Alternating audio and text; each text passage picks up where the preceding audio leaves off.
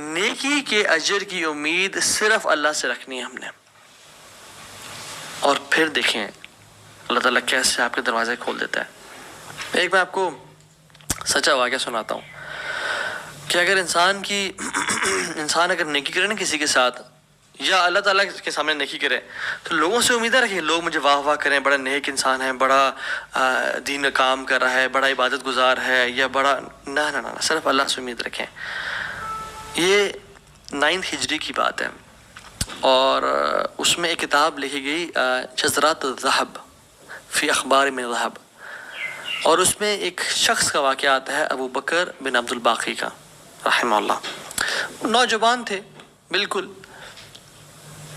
انہوں نے وہ بیت اللہ گئے، اور جب وہاں گئے تو انہوں نے اپنا سارا فریضہ سر انجام دیا۔ کچھ دن گزرے تو وہ he was not